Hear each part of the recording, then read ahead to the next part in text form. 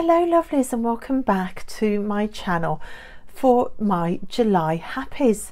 July, which for me consisted of just the very end of the month. I was convalescing from being quite poorly.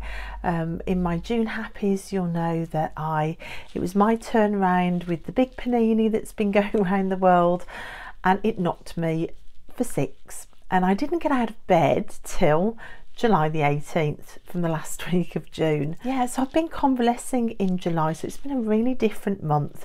Tilly's also been off school as well because her school completely shut down with it. Everybody went off sick at Tilly's school. So Tilly finished school in July. She's done her whole school life. She goes back next September to 6th form, but what a big milestone. When I did finally get out of bed, the school holidays immediately kicked in and the kids disappeared off to their dads, where they'll stay for the first 2 weeks of the summer holiday. So I took my rather weak and still rather wobbly self off to Dotty in Wales, literally like a Victorian lady, to convalesce by the seaside. That phrase, the sea air will do you good, was a big part of July. And it really did do me good. Look, we even discovered this additional path at the end of the beach that I love. Normally there's signs saying danger, tides and rockfalls, but we walked around the corner just to see where it would lead to, and it looked like entering a Minecraft world. We had to keep our eye on the cliffs because we were very aware from these big square blocks that rolled down. It was an unstable cliff. But it was just an amazing additional path. I'd seen people walk around this corner before and never done it. But with the tide out, we had a little explore. This was the first night, and after 3 weeks of just lying in bed sick, it was beautiful to come round a corner and find a brand new landscape. Something unusual added on to the familiar. It's lovely when you can turn a corner and find something new. Yeah, it was just wonderful. And back to the familiar, the beach and the sea air and happy dogs. And my friends staying with me for a few days. It was wonderful. Of course, the dogs, having not been walked for weeks, were joyous too.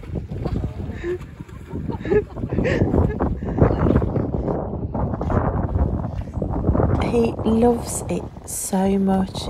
He plays with the water to make it splash. He got joined by other dogs.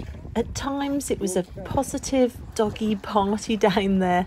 Also, the landscape down there's changed. The roses have gone and there are now huge rose hips. And in June it was pink down here. There was pink flowers everywhere. The colour scheme had changed. It was now white and yellow.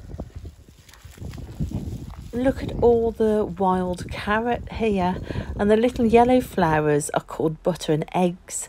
But this wild carrot is just so beautiful, and you can see it in all of its different stages, all on one plant.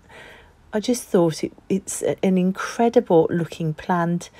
When I realised that this plant is called butter and eggs, it made me laugh because I'm trying to address eating habits, so of course it had to be called butter and eggs. But the most incredible thing were not only the ragwort here, which I love, but also look how tall the dandelions are. Have you ever seen anything like that? I thought at first, wow, what are they? And then thought they're dandelions, but they're just all so tall.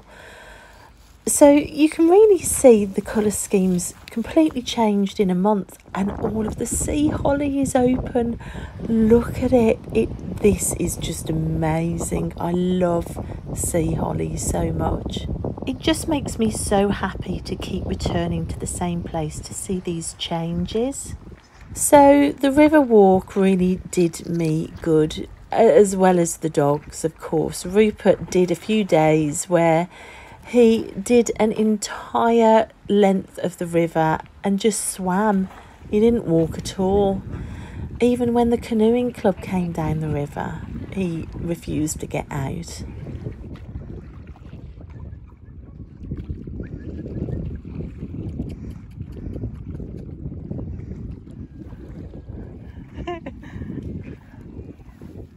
The field on the caravan site has also had a change of colour scheme, again white with the cow parsley and loads of these purple thistles everywhere.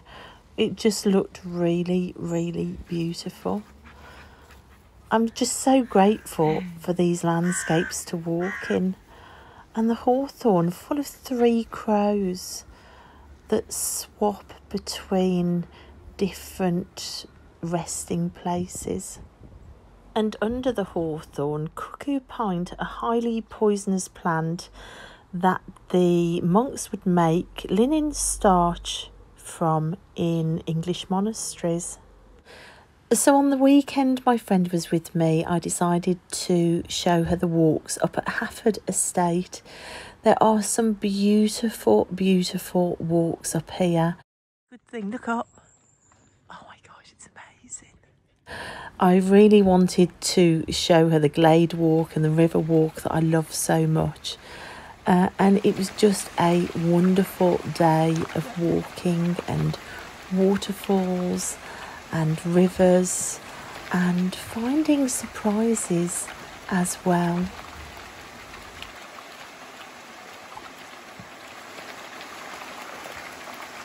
Is it fun, Lily?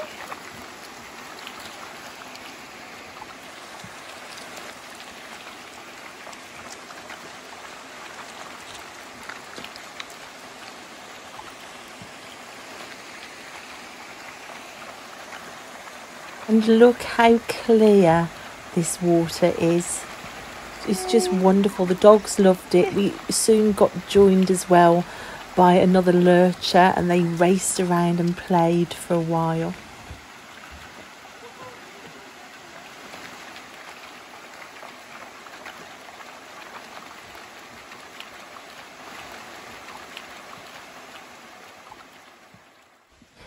This Glade walk at Hafford takes you round a number of different bridges and through some beautiful woodland and into some really truly magical glades with water flowing down. It truly is a spectacular walk, and my friend said it was one of her new favourite places in the world. It's such a happy place to be in, to be able to share a place like this with somebody that's never been there before. And after a rather hairy moment of trying to get 2 bouncy lurchers over a rope bridge, we made it to the folly. Look at this place. It's like you step into a fairy tale.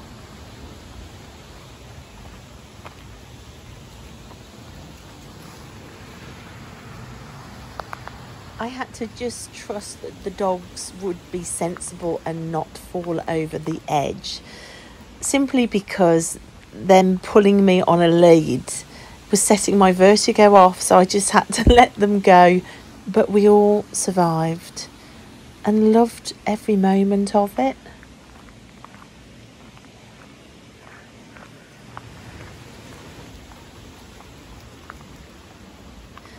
I wonder who decided that this place wasn't magical enough as it stood and that it would need some sort of arched folly, some temple, a mini temple, just to add to this place.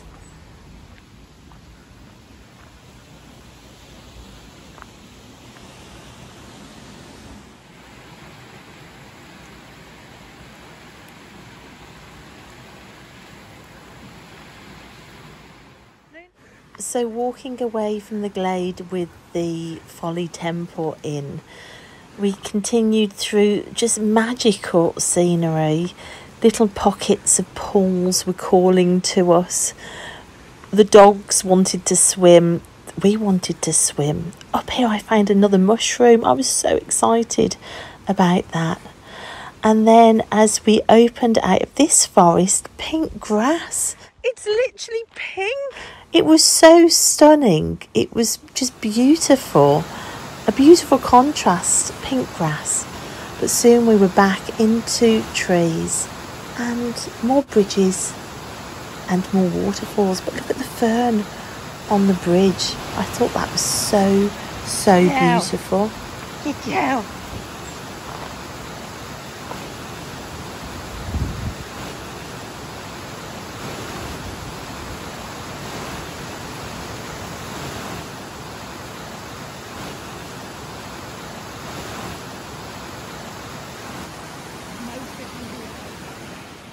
There are 3 different walks up here at Hafford.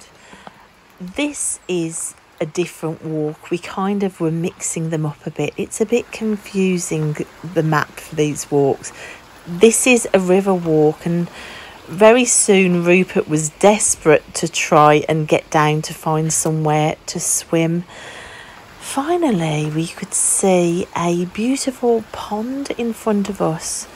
And it didn't just beckon the dog down with its clear water and its little mini beach. It just looks so inviting, and hot from walking, we just couldn't resist. That's nice down there, isn't it? Yeah, little beach there, look. Do you want to go in? Yeah. Should we go swimming? Yeah. So like kids who'd forgotten their PE kits, we stripped down to vest and pants and we jumped in, and it was blooming fantastic. So half an hour of river swimming, and then with soggy clothes we carried on down the river. We got a bit lost and we ended up on a different coloured walk with this derelict barn in the middle of a field of sheep, with this on the side of the wall. What on earth? It's just unbelievable that this was here. In the middle of nowhere. Behind us was a sign saying no climbing on the ruins under the trees, and we could see bits of broken marble and brick. So yeah, that was an amazing find, as was this cottage that you can actually stay in. It's a National Trust holiday cottage, but it just reminded me of my childhood drawing of what a house would be. Set in this beautiful setting, we carried on round, we found monuments at the top of hills, and we finally found our way back to the car park. Tired, exhausted, slightly damp, but really happy for having had such a glorious day of walking. But without doubt, my favourite happiest memory for July was revisiting St John's just outside Aberystwyth to visit the grave of the Hughes family and to perform the ritual that I had planned to reunite Margaret, the mom, with her lost family. In the research, I'd found out that Margaret's house was now a bothy. Through the Bothy Association, I'd found coordinates for her house, which was up this long 2 and a bit mile track through the mountains, across fields of sheep, and this track through an old forest down to her house. Finding Margaret's house and performing the ritual that I'd kept being pulled to do was without doubt the most magical, amazing, heart-wrenching and wonderful and sad and happy and everything in between experience of July. I literally can't explain what it felt to find this house and to have the great privilege to make pathways for the family to reunite. The house itself was incredible. I am constantly in awe of how magical this land that I live in truly is. The fact that these places are just there and open for a curious mind to find, and they are so rich in history. And then the amazing sensation of doing this ritual, and then the synchronicities of the cards that I pulled with the dogs watching on. I think both me and my friend were both so moved by this whole experience. I am just so touched by the whole experience and the whole journey to Margaret's house. And I'm just really thrilled with the video telling her story. We do want to return to sleep in the body overnight. And if you haven't seen my video, Finding Margaret's House, then please do go and watch. I'll leave a link in the description box, because I just think it's just one of those moments that pure magic is tangible and touchable and makes the air crackle. And I just love you to hear Margaret's story and to share in the magic, not only the magic of this landscape and the setting and the house and the history, but also the magic of Margaret's story and what can happen when you listen to your gut and you trust that what you're feeling is real. I think my tarot cards were confirmation that what I'd felt and the connection to Margaret was real, and it was incredible. So I need to share in my book section the walk to the library at Aberystwyth. Look at the gardens I walked past, and I'm sharing it because one of these gardens was pure garden goals. Let's just even ignore the hydrangeas for a moment. Look at this front garden that I walked past on my walk to the library. Look at it. It's just a mass of flowers. That is garden goals for sure. I loved it. It just inspired me all over again with the garden. I was buzzing by the time I got to the library, which was draped in the Welsh flag. So I had to return overdue library books because, of course, I hadn't been able to get to Wales when I thought I would, so my library books were all overdue. And I got a small selection of books out for this month, which I'm still reading, so I won't share those. It was lovely to get back to the library again, even though I had a bag full of overdue library books. And I haven't really done a lot of reading, to be honest. What I have been reading really is more the tarot guidebooks. I have been reading, and this is a spoiler for the decks I've been using. I've been working through this one, the guidebook for the Tarot of Transformation, which is just lovely. This one was gifted to me from Lisa over at Lisa Pepez. So I've really been enjoying working with that. And also I've been working through and reading the Shining Tribe Tarot Guidebook, which is by Rachel Pollock. This is just extraordinary, this book. So I've loved that. I've also been working with my Ted Andrews Animal Rune set. So I've been really falling into animal energy. So I've been reading this little guidebook, but also my Animal Speak book, and it's really given me some aha moments connecting real world experiences, which I'll talk about later, but that's been really fun to read as well. What else have I got here in front of me? The Tarot of the Crone book has come out, which I love. And I have also been reading this one. This isn't a library book, this is one of my books. This is the Royal Botanic Gardens at Witch's Garden, Plants in Folklore, Magic and Traditional Medicine. It's the most beautifully produced book, which I did share in my Plant Decks VR to Meg at Rose Honey Ritual. And it's just gorgeous. You've got purple pages that select different plants to go into their folklore and their magic properties, and just all loads of information about certain plants.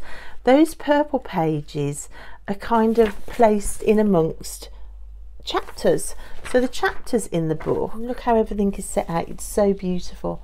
So plants of the ancient world, the great minds who collated plant information from superstition to science and back, the seasons and plants, stations of life, cures for the body, plants and heavens, secrets of the still room, the dark mirror, plants of the shadows and plants of hope.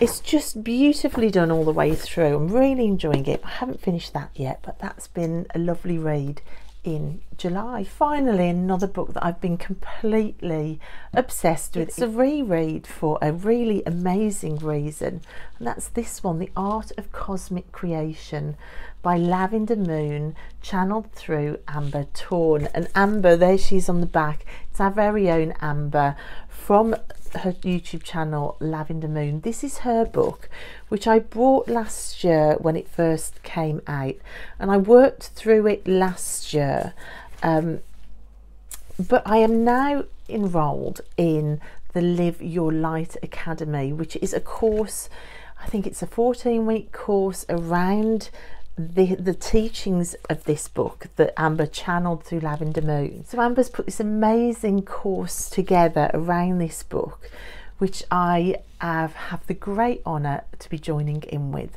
Weekly Zoom meetings, and yesterday I had a one-to-one Zoom meeting with Amber, which was incredible. Amber is incredibly giving and just very connected, and it's an experience. Now, Lavender Moon is this orb on the front that Amber started seeing and channeling and receiving messages from. The incredible thing is, while she was at work, she decided to ask for proof. She wanted a picture, so she photographed the corner of her classroom, and you can see this is the photograph that she got. And at that point she started writing down the messages from Lavender Moon and started to trust the experiences that she was having. And it's just amazing. I will have to, as I work through the course and this book again, share this in a more detailed way, but it's ongoing. I'm working through it. There are action steps as well that I'm implementing, and there's more to come on sharing this. But I'll leave all of Amber's links below. I'll leave her channel link, I'll leave a link for the book, although I'm not trying to sell you anything, but it's just a brilliant book. I'll leave a link for her school that she's set up and the course around this, because it's just, I'm finding it brilliant. So that's books. Oh, and by the way, I had my hair cut. The day after I tested positive, I was supposed to go and get a haircut, which I had to cancel. So I managed to get it rebooked in. And I had a huge amount chopped off it because it was needing it, and it was just dragging me down, so I had about that much cut off it. But so I had a haircut as well, which is great. So art, I'd got really big plans to do loads of oil paintings for the toy tarot. None of that happened. I did take a bag of oil paints to the caravan with me, but I just didn't have the energy to set it all up there. And it does make the caravan smell of oil paints as well, which didn't seem right when I'd got a friend staying with me there. So when my friend left, I did spend a couple of days down at the harbour drawing. So this is Aberystwyth Marina, and it's not somewhere that I tend to walk around much, but one of my goals for 2022 was to try some plein air painting or drawing outside, which is a bit nerve-wracking, I have to say. So I thought I'll go and have a look at the harbour, and I was absolutely entranced with the harbour wall and all these boats. So I decided to just give it a go. I'd got a picnic rug with me, and I walked back along where all of these apartments are and just set up, leaning up against the garden walls to start drawing. And I had a lovely couple of days there. And do you know, once I got going, it wasn't as scary as I thought it would be. It was really fun, and I did a few spreads in a couple of sketchbooks. You can see they're all of the same area in the harbour. I just found it really fascinating. There was so much texture and so much colour and reflections and patterns. It was just a really lovely thing to do. Something I'm definitely going to be building into the rest of the year. You can see I had a really good time trying to depict the same scene in different materials, and I loved both. I loved using the pencils and I loved using the wax crayons. This was the first sketch I did, and I haven't drawn for ages, so that was really interesting to try and get my eye back in. Then when I packed my bag away and was walking back to the car, I spotted, oh, can you believe it, a bridge, a suspension bridge that I didn't even know existed in Aberystwyth. I just thought, what's that at the bottom of the road where I parked my car? And I walked down and found this. How have I been driving over the old bridge all these years? The old bridge which you can see from this bridge, and never spotted a second bridge. All the seagulls were coming in to rest. It was getting towards evening time. But there's the old bridge that I drive over. I'd never looked up and spotted the new bridge. I didn't have fancy stuff to take with me. I just took these sketchbooks, and these are dirt cheap sketchbooks, literally got from Aldi. This is the one that I am practicing using oil pastels in. You can see there's the landscape I did in Herefordshire from the Sheila Gig Church. There's also this oil pastel in here drawn in the harbour, just playing with oil pastels. They're very freeing because you can't get lost and bogged down in the detail with them, I find. So I really enjoyed that one. So that's my oil pastel sketchbook. I also took this one, so again the same cheap sketchbook, just a few pounds. You don't have to be spending £20–30 on really expensive sketchbooks, although that's lovely. But if you haven't got the cash for that, then just grab anything. And this, I was using my pencils. I haven't sat and drawn in pencils for a long time, and it was just so lovely to explore what was going on along that harbour wall. You can see these are water soluble pencils, so I did put some water on these as well. And I just sat by the beautiful apartments in the harbour on a picnic rug on the pavement, on the floor, leaning against somebody's garden wall, and they came out. It was an elderly man with his older son, and they made me jump actually. They'd walked down to the top of their garden, so they were standing above me on the garden wall without me realising, watching me draw, and they suddenly spoke and I nearly jumped out of my skin. But they were so lovely, and they offered me the use of their garden and the table and chairs overlooking the harbour if I'm ever down there again to sit and draw, which was lovely. I'll show you what I used. So my favourite pencils have always been the Caran d'Ache, the water soluble Caran d'Ache. These are expensive to buy, but I've only ever had to buy 2 sets in my whole life. This I bought last year. It is a deliciously newish set, which is gorgeous. And I just find that the Caran d'Ache water soluble pencils, you can layer colour on top of colour on top of colour, and it keeps taking more layers than a lot of pencils will. And then the oil pastels, which I've really found that I like out of the few sets I bought, are these Pentel Art oil pastels. They're a really nice combination of not too hard, not too soft. Again, these will layer up colour nicely, and they're not expensive. These you can find on Amazon quite cheap compared to what some oil pastels are. They're not water soluble, these, but you get a lovely range of colour, and I've just really enjoyed using them. So that's been the art. No oil painting, but so a little bit of drawing, going out into the outside to draw, which took a bit of bravery, which I'm quite proud of myself, and a little bit of sketchbook drawing. Okay, decks now. I'm giving you a bit of a spoiler to what decks I've been working with.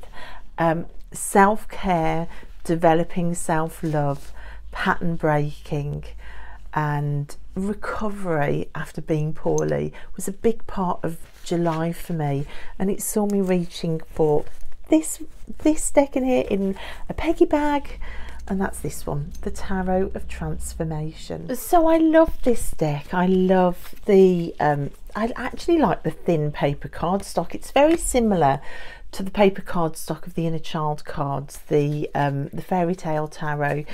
Very paper thin, which I know lots of people hate, but it's just so lovely to shuffle. Now it definitely goes its own way because it's all about healing and transformation. You can see you've got the typical tarot cards and the suits as well, but the meanings of the cards do tend to go their own way. The keywords as well, the key phrases I love. You've got things like Temple of the Goddess, moving from the core. Now this card really stalked me all through July. I kept pulling it over and over again. You've got things like incubation. Look, there's a bear card there if Meg's watching from Rose Honey Ritual. This deck has a bear card. And it's just this lovely colour palette, which I love as well. And it's got these lovely keywords like creative differences or authentic nourishment, receiving grace. It's just a really lovely deck to work with. You can see there's animal imagery in there as well, which inspired me to pull out my Ted Andrews wooden animal runes. Now these are hard to come by, these are hard to find now. I literally found them on eBay, and I think I ended up paying £5 for them. I was willing to bid quite high. I bought these like at the beginning of last year, and I was willing to go quite high because I really wanted them, and I knew that they didn't come up very often, and nobody bid on it. I literally couldn't believe it. I got it for my opening bid. And it was just amazing. The first rune I ever pulled was the Swan, which is for New Realm. That's come out a lot this month. So I've been using my animal runes and my charms this month, but also on top of that I also felt pulled to, for the first time ever, bring out my runes. I've never worked with runes before. These are all on black tourmaline, I think these are all on. You can see they're all the runes on the front. And I've been using these runes, although I don't know anything about them. I've been using also a rune deck and just combining everything. So runes, charms, animal energy with my Tarot of Transformation. That's how I started the month of June, with a weekly reading. That's all I was up to really, a weekly reading. But oh my goodness, this deck has been magic. I started off with the Master of Swords, which is a card that's been stalking me for a few months across all decks. Then these are my stalker cards and my magic cards. They've come out again and again and again. So that moving from the core, just amazing messages. Also this card. Now on the day that I pulled the wolf charm, I also pulled this card with wolves on. And reading about the wolf energy, it made me think of connections and the time where I actually came face to face with a huge white grey wolf on the mountainside of near Petra. I was staying in Little Petra in a rock house built into the hillsides of Little Petra, and one morning I woke up and went for a walk, and as I rounded the top of the hill of rocks, I literally came face to face with this enormous wolf, and we just stood and looked at each other. It was incredible. And this reading kind of put me in touch with that and wolf energy. So that's been really important in July for me. So working with those stalker cards, I've started working in my Kim Cran's Wild Unknown journal in here. So you can see on this page, all that was originally was the nest and the word inhabit. And some of the readings I did just pulled me to this page. All the other drawings are from that I've done and added on from the inspiration from these cards. You can see the woman in this card is represented here, but I've let my imagination run wild. I've had a lovely time working through different things that have come up using this deck. I really feel like I'm rambling. I seem to have lost my ability, I feel, to string a sentence together. I do hope I'm making sense. So the Rune deck that I was using alongside the Tarot Transformation is this one, Runes for Modern Life, which had sat completely unused. I pulled it out because whatever rune I pulled, you've got a little bit of information as to what the rune is all about. So between Pinterest and this booklet, I was able to add into the reading. So I was just pulling one from this deck. Here are the backs. You can see this deck is vibrant and colourful. It's just a lovely deck. So it's been really interesting to get to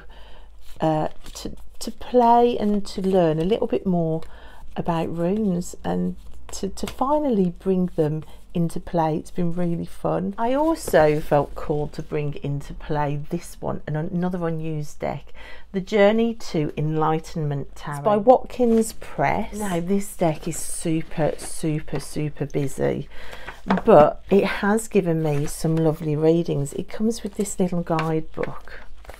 You can see even the box has got this bright yellow in your face colour inside.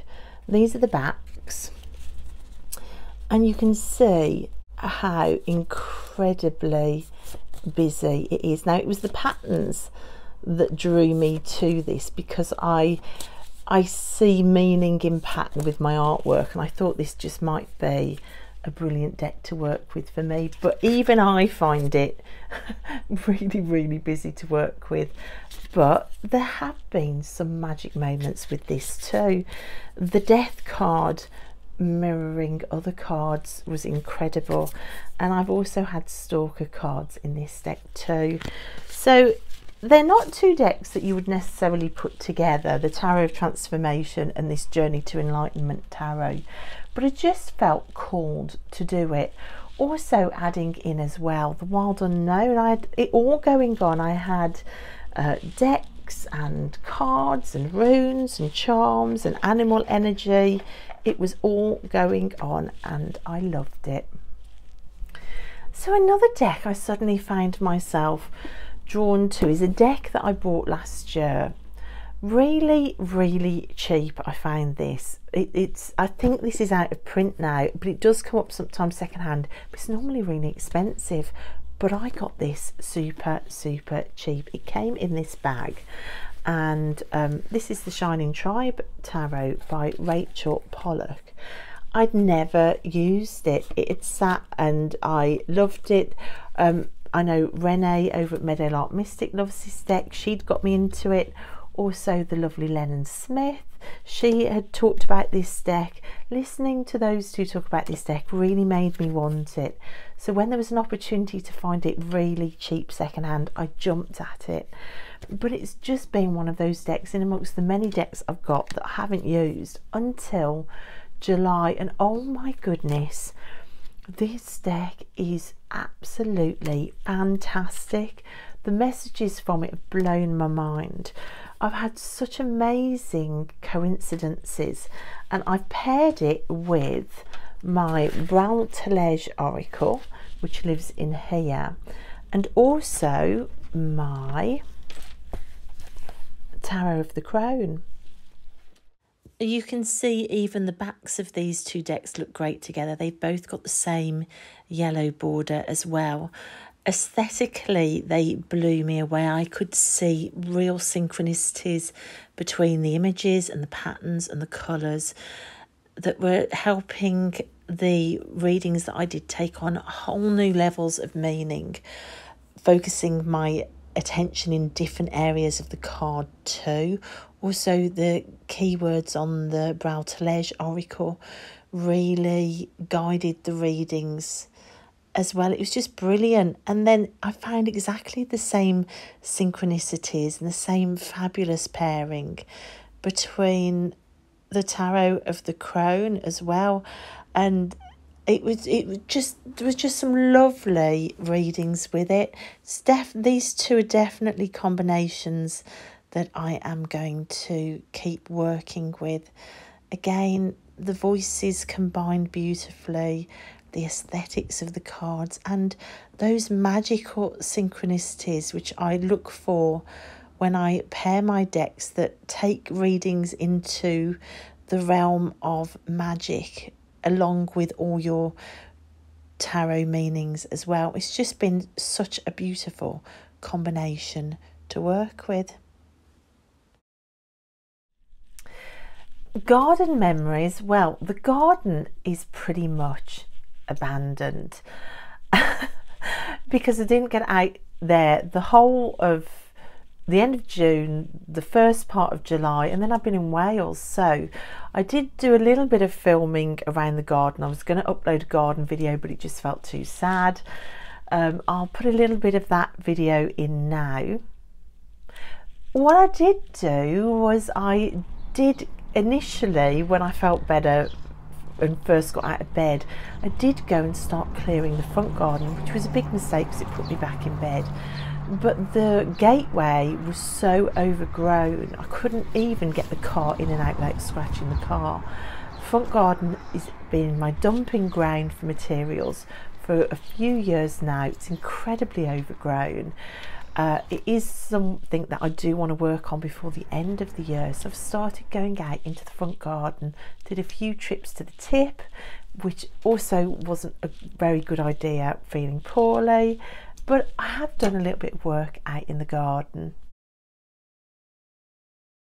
I don't normally share my experiences on YouTube because I was always panicked that I would upset somebody by forgetting somebody or finding something that was amazing and then forgetting to share that one video. So I began to get stressed around sharing YouTube experiences.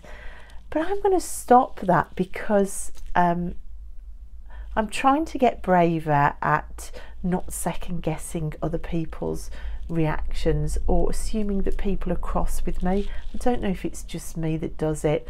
I'm always watching other people's reactions thinking that I've done something wrong, so I'm trying to stop that. So I'm going to start recommending YouTube again. I'm going to have to write them down as I watch because I do forget.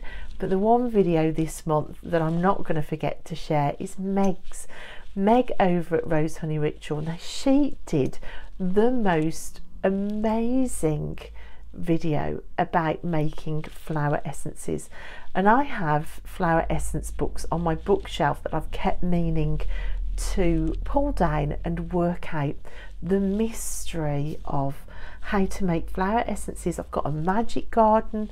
Flowers are completely my thing. It's always made sense I should be doing flower essences. I was first introduced to them when I was in my 20s, and I used to work in a health food shop in Hereford down Church Street. If you know Hereford, you'll know the cobbled street, Church Street, that leads down to Hereford Cathedral. I used to work in fodder in the shop there, selling the bark flower remedies, and I loved them. Actually, as I'm sitting here, I'm looking, I have here a flower essence from it's a rose flower essence from the lady that does the Rose Oracle. This is for new beginnings. I've been taking 3 drops of this every morning, so I love flower essences. But Meg suddenly uploaded this video where she just simplified the whole mystery. it just got me so excited. It's made me unearth my bottle collection from the loft, and we're going for it. We're going to be doing flower essences.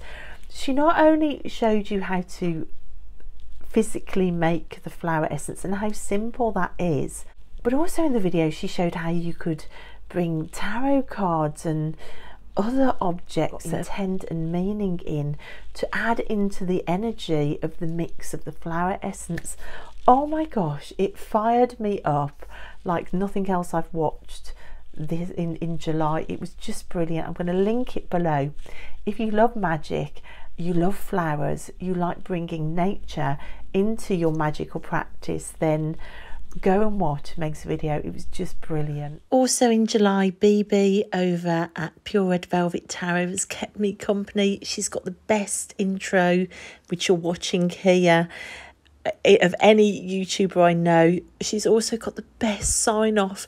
She's just fantastic. It's a great channel, so I'll leave BB linked below too. So that's it, guys. I actually feel at the end of this I don't need to go and lie down, which is amazing because it's the first thing I've ever done since the end of June that I've actually done and feel okay at the end of it.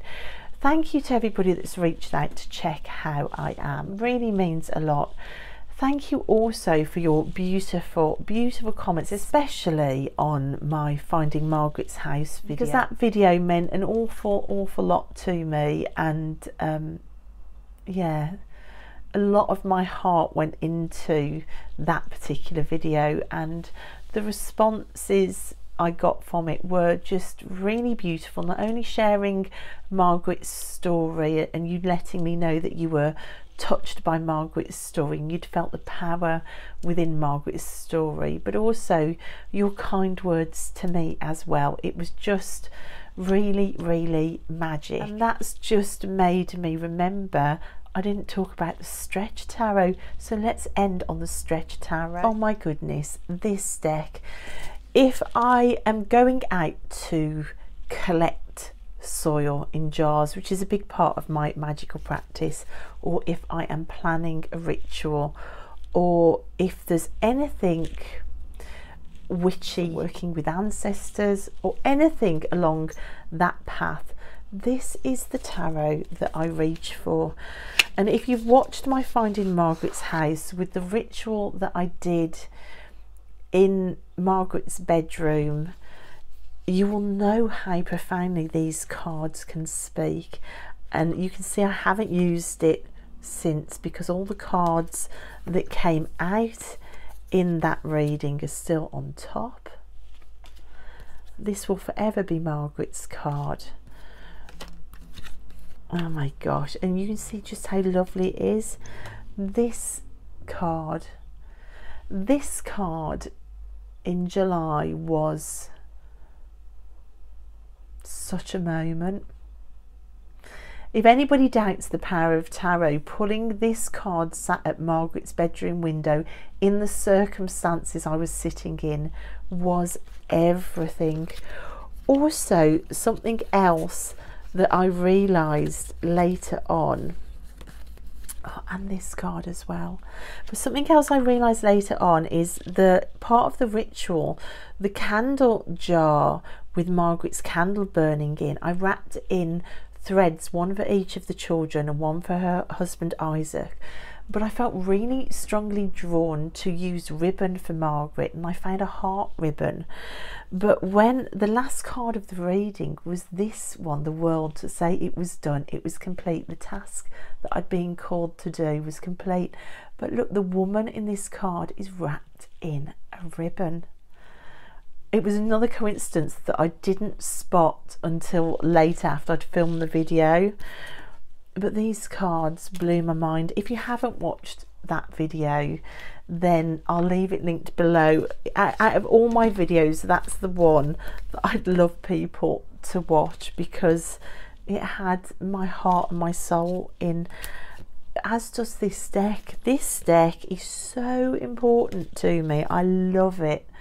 So that's the Stretch Tarot. It really is a magical, incredible deck. So that's it, guys, from the wildness of rituals in the Cambrian mountains, to recovery at the ocean, to jumping in rivers to swim, to drawing boats in the harbour.